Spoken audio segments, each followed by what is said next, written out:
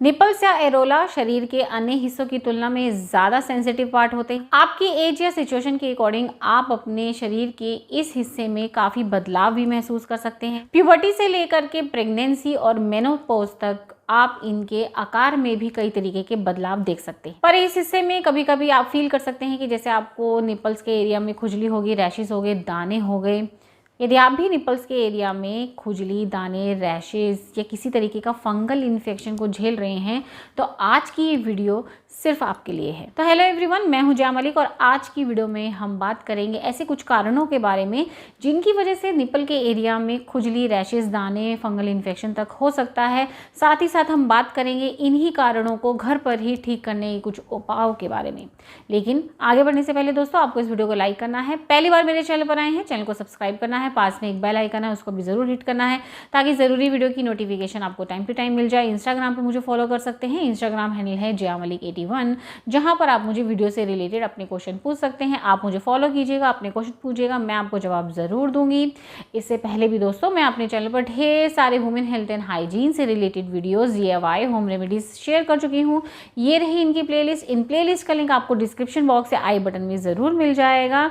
In case आप check करना चाहते हैं तो चेक कर सकते हैं। मेरे चैनल पर आपको वुमेन हेल्थ एंड हाइजीन से रिलेटेड ऐसी वीडियोज़ मिल जाएंगी जिनके बारे में आप खुल के किसी से बात करने में शर्मिंदगी महसूस करते हैं तो मेरे चैनल पर आपको बहुत सी मदद मिल जाएगी। तो चलिए दोस्तों शुरू करते हैं आज की वीडियो। जानते हैं ऐसे कारण जिनकी वजह से निपल्स पर खुजली, दाने, रैशेस हो जाते हैं और कैसे ठीक किए जाएं ये भी जानते हैं।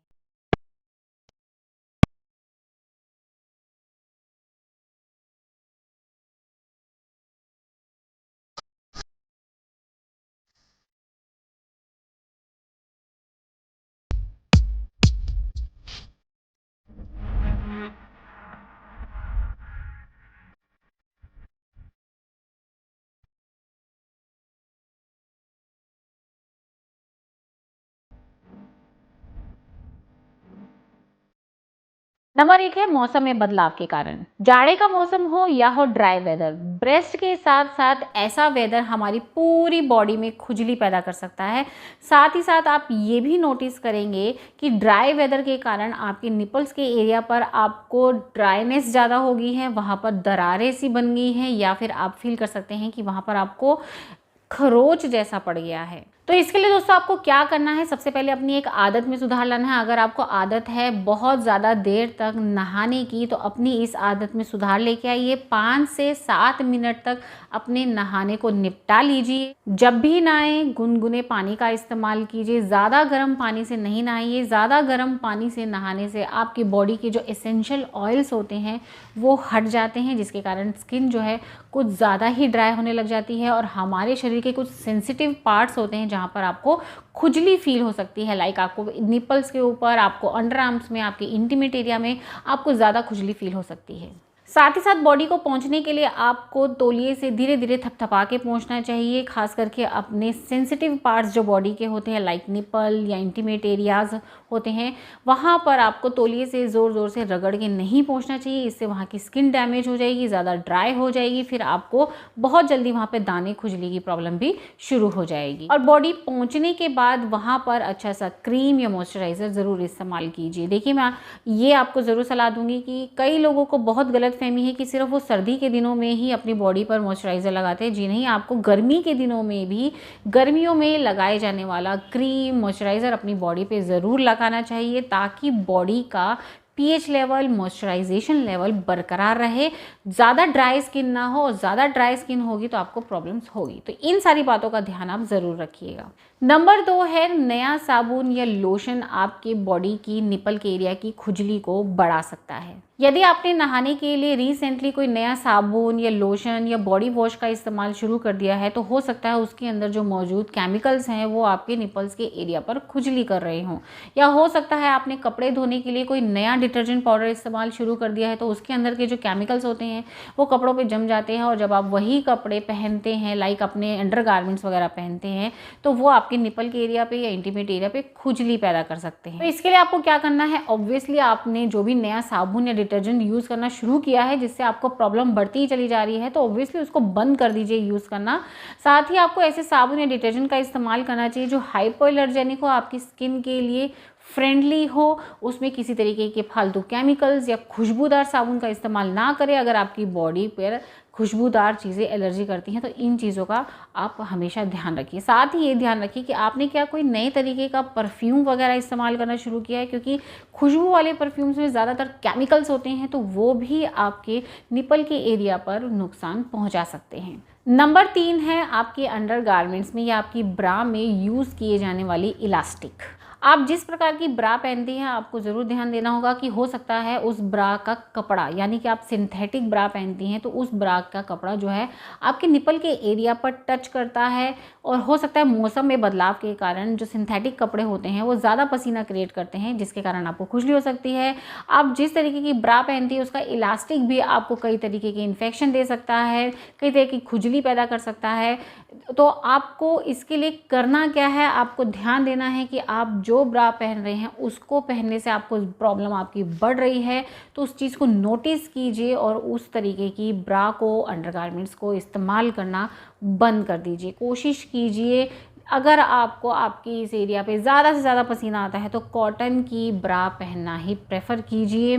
और ये भी ध्यान दीजिए कि आप जब ब्रा पहनती हैं तो उसके नीचे का जो हिस्सा है वो इलास्टिक वाला ना हो, वो कपड़े वाला ही हो, ताकि आपको प्रॉब्लम्स कम हो। नंबर 4 है स्किन फ्रिक्शन।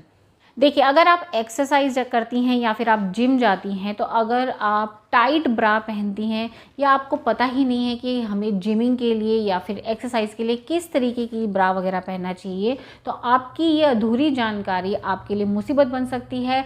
आपके निपल के एरिया पर आपको रैशेस, दाने, खुजली, इन्फेक्शन वगैरह दे सकती है, क्योंकि अगर आप सही तरीके की ब्रा नहीं पहनेंगे, सही साइज़ की या ज़्यादा टाइट ब्रा पहन लेंगे, तो एक्सरसाइज करते वक्त आपके निपल के एरिया पर वो इस तरीके से फ्रिक्शन कर सकती है, और जब वो निपल के एरिया पे रगड़ खाएगी तो वहाँ पर आपको खुजली, दाने, रैशेस वगैरह की प्रॉब्लम हो सकती है। तो इसके लिए आपको क्या करना है, आपको ध्यान देना है कि आप ज़्यादा टाइट वाली ब्रा जो है वो ना पहने एक्सरसाइज के दौरान, और कोशिश कीजिए कि जब आप एक्सरसाइज करने जा रहे हैं तो ब्रा पहनने से पहले पेट्रोलियम जेली होती है जैसे वैसलीन वगैरह, वो अपने निपल के एरिया पे लगा लीजिए, ताकि अगर वो फ्रिक्शन करेगी तो वहाँ पे वो घाव ना बनाए, उसको छीले नहीं।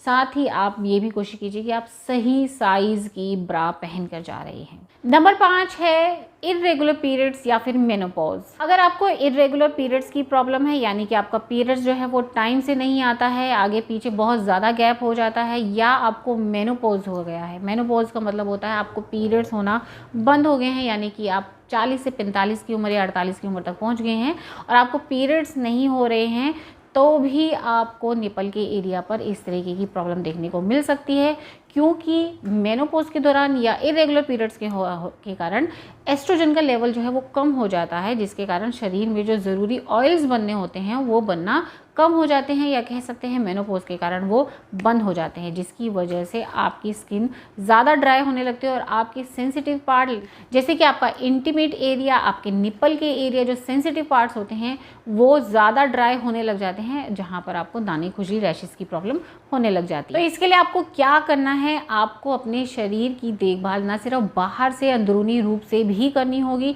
आपको अपनी बॉडी का मॉइस्चराइजेशन लेवल बरकरार रखना होगा, ना सिर्फ बाहर से, अंदर से भी।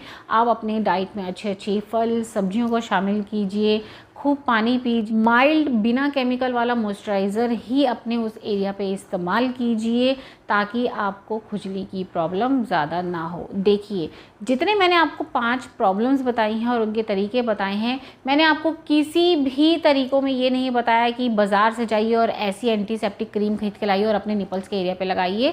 जी नहीं, निपल का एरिया ऐसा एरिया है जो शरीर में बहुत ज़्यादा सेंसिटिव होता है, और वहाँ पर कई तरीके के एक्सपेरिमेंट भी आपको बहुत ही महंगे पड़ सकते हैं। इसलिए मैंने ऐसे कुछ तरीके बताए हैं कि आप जो डेली रूटीन में अपना फॉलो करेंगे तो आपको खुजली की प्रॉब्लम जो निपल्स के एरिया पे हो जाती है वो नहीं होगी, इससे आप बचे रहेंगे। तो आशा करती हूँ दोस्तों आज की वीडियो आपको पसंद आई होगी, आपने 5 कारण अच्छे से समझे होंगे और उनको कैसे बचा जा सकता है बिना किसी केमिकल वाली दवाइयाँ, खाने वाली दवाइयाँ या लगाने वाली दवाइयों के, आप इन सारे कारणों से बच सकते हैं। अगर आपको वीडियो पसंद आई तो लाइक ज़रूर देके जाइएगा, पहली बार आए थे तो सब्सक्राइब ज़रूर करके जाइएगा। मिलती हूँ ऐसी ही यूज़फुल वीडियो में, तब तक अपना ख्याल रखिएगा। Bye bye.